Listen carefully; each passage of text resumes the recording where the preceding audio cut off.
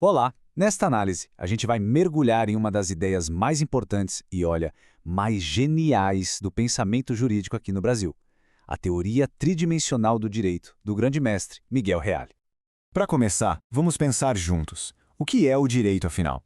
Para muita gente, a imagem que vem é de um monte de lei, uma coisa meio distante, talvez até chata, né? Mas e se o direito for, na verdade, algo muito mais vivo, muito mais conectado com o nosso dia a dia? É exatamente essa a provocação que a teoria do Reale nos ajuda a entender. Então, antes do Reale organizar essa ideia, o direito era visto de umas formas bem separadas. Tinha a galera formalista que dizia: direito é só lei no papel, a norma, e ponto final. Aí vinham sociólogos e falavam: não, o que importa é o fato social, como as pessoas vivem. E ainda tinha um pessoal moralista, para quem o direito se resumia ao que é justo, ao valor. Cada um olhava só para um pedacinho, sabe? E acabava com uma visão meio torta da coisa toda. E é aí que entra a grande sacada de Miguel Reale. Ele chegou com uma solução que, francamente, é muito elegante. Em vez de escolher um lado, ele disse: e por que não juntar tudo? A teoria dele não joga nenhuma dessas visões fora. Pelo contrário, ela integra todas elas. A metáfora que ele usa é simplesmente perfeita. Pense num tripé, desses de câmera. Se tirar uma das pernas, o que acontece? Ele cai, óbvio. O direito, segundo o Reale, é a mesmíssima coisa.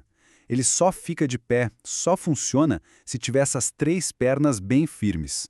O fato que acontece na sociedade, o valor que a gente dá para esse fato e a norma que vem para organizar tudo isso. E essa frase do próprio Reale, ela resume tudo de um jeito brilhante. A norma, a lei, ela não brota do nada, não cai do céu. Ela existe para dar uma ordem a um fato social, mas sempre olhando para os valores que aquela sociedade acha importantes. É uma fórmula que parece simples, mas que tem uma força danada. Bom, então vamos destrinchar esse tripé. Como é que funcionam, na prática, o fato, o valor e a norma? Vamos dar uma olhada em cada um deles com calma. Primeiro, o fato. O fato é o pontapé inicial de tudo. É o que acontece no mundo real, na vida como ela é. Pode ser uma nova tecnologia que surge, uma crise na economia, um problema ambiental, qualquer coisa concreta que faz a sociedade pensar: opa, a gente precisa de uma regra para isso aqui. É a realidade batendo na porta do direito, pedindo uma resposta. Beleza, aconteceu o fato. E agora? Agora entra o valor. Diante daquele acontecimento, a sociedade se pergunta: tá, e o que a gente acha disso? Isso é bom ou ruim? O que é o justo a se fazer? Aonde a gente quer chegar? O valor é essa espécie de bússola moral, sabe? É o que aponta a direção que a lei precisa seguir para ter um propósito, para buscar um ideal de justiça. E, finalmente, para fechar a conta, vem a norma. A norma é a resposta final, a materialização de tudo isso. Ela pega aquele fato do mundo real, passa pelo filtro do valor que a gente escolheu e transforma tudo numa regra clara, numa lei que pode ser aplicada e cobrada. A norma é o que costura a realidade social com o nosso ideal de justiça. E o ponto-chave que o Reale faz questão de frisar nessa citação é que esses três não se separam. Nunca. Não existe direito sem um fato por trás, sem um valor o guiando e sem uma norma o concretizando. Eles não são itens opcionais num cardápio. Eles são, juntos, a essência do fenômeno jurídico. Tá bom, a teoria é bem interessante, né? Mas como isso funciona no dia a dia? Vamos sair um pouco da teoria e olhar para um exemplo bem prático, bem conhecido.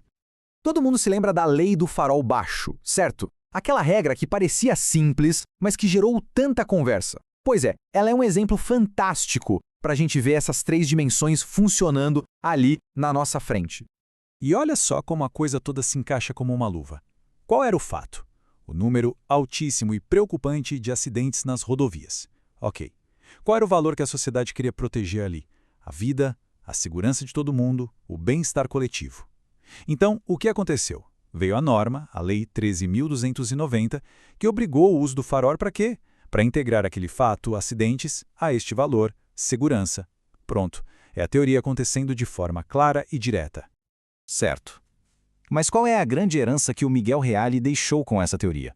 Por que, mesmo depois de tanto tempo, ela continua sendo tão fundamental? O nome técnico que Reale deu para essa dança entre os três elementos é dialética da complementaridade. Nome chique, né? Mas a ideia é simples. Fato, valor e norma não brigam entre si. Pelo contrário, eles conversam o tempo todo. Um precisa do outro, um completa o outro. Nenhum deles, sozinho, consegue ser o direito. E as vantagens de enxergar as coisas assim são gigantescas. O direito deixa de ser aquela coisa engessada e passa a ser algo vivo, que se adapta.